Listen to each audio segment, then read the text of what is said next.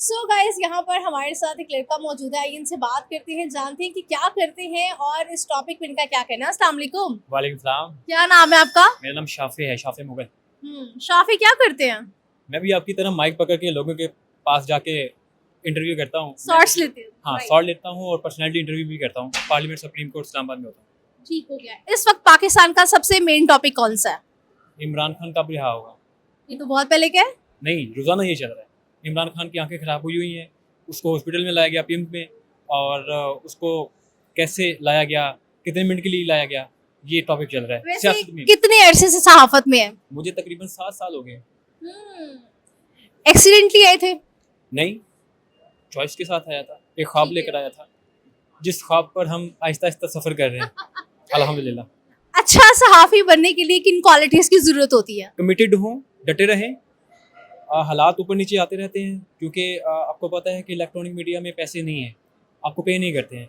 Digital का दौर है, आप डिजिटल पे आएँ, अपने प्लेटफॉर्म बनाएं, अपना काम करें, व्लॉग करें, उसके अलावा स्टोरी करें, पर्सनैलिटी इंटरव्यू करें, पॉडकास्ट करें जो आजकल ट्रेंडिंग में है, तो आप वायरल हो सकते हैं। वायरल होने में आजकल एक क्लिक की बात है। आप मशहूर हो सकते हैं, आप कामयाबी कुछ हो सकते हैं। ठीक है, अपने टॉपिक पे आते हैं। अच्छा, मुझे ये बताएं कि शादी के हवाले से बात करेंगे, कौन सी शादी ज्यादा कामयाब रहती है, अरेंज या लव? मेरा ख्याल है कि जिस स्टेज पे मैं कह रहा हूँ, शादी हो जानी चाहिए। ठीक है, वो अरेंज हो या फिर लव मैरिज हो। वैसे देखा जाए तो आजकल ट्रेंडिंग लव मैरिज की है, ज़्यादातर लोग विश रखते हैं कि लव मैरिज हो, लेकिन मैं अगर पर्सनली खुद को देखूं तो मेरा मानना यह है कि आप पसंद की शादी नहीं करें, अरेंज मैरिज करें, आप फैमिली को इन्वॉल्व करवाएं, वो देखें, उसके बाद फिर शादी करें। क्योंकि लव मैरिज में फिर आपको मुश्किलात भी उस तरह से टैकल करनी पड़ती हैं इंडिविजुअली। अगर मैं पसंद की शादी करूंगा तो फिर वो मुझे ही टैकल करना पड़ेगा कि तू लेके आया ना, खुद तू ही संभाल लेनू।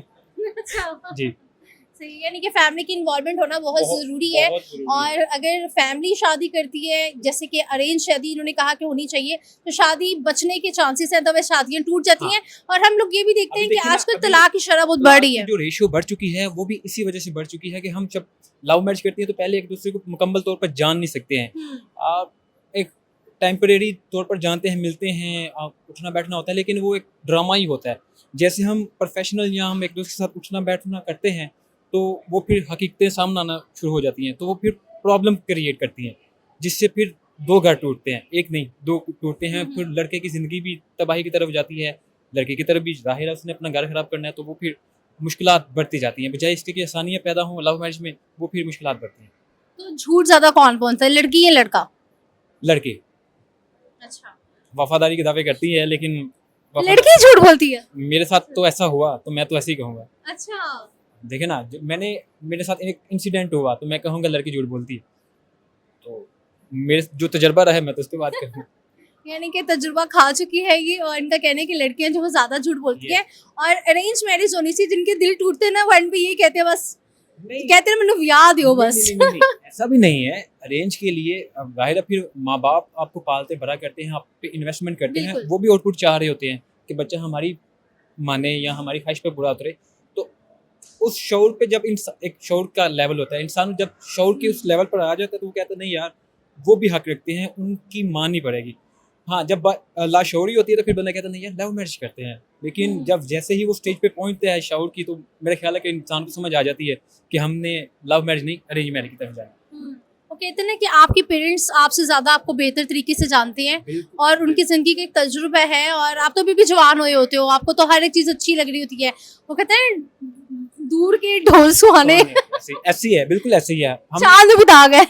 चांद पे भी दाग है। तो अगर हम किसी शख्स को पसंद करते हैं तो ज़रूरी नहीं है कि वो मुकम्मल ही सफ़ेद हो, उसमें भी कमियां कोताहियाँ होंगी, कोई मिस्टेक होंगी, लेकिन अगर हमने कामयाब लाइफ गुजारनी है पार्टनर्स और शादी के बाद, तो वो फिर कुछ नज़रअंदाज करना पड़ेगा, मिस्टेक पर सॉरी करनी पड़ेगी, तो फिर आगे बढ़ सकते हैं। वरना अगर हम अपनी अनाव पे रहेंगे तो मेरा नहीं ख्याल कि फिर आपके घर चल सकेंगे, आपकी लाइफ आगे बढ़ सकेगी।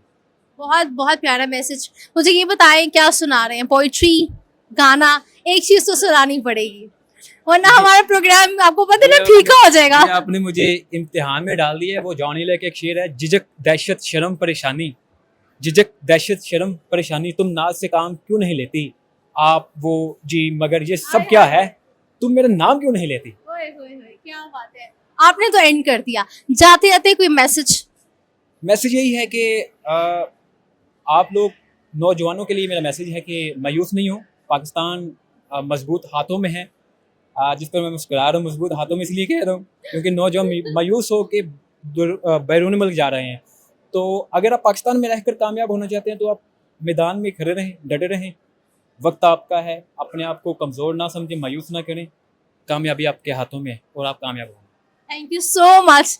मुझे सही पता चले मेरी किसी एंकर से बात हो रही है। बहुत शुक्रिया आपका। Thank you.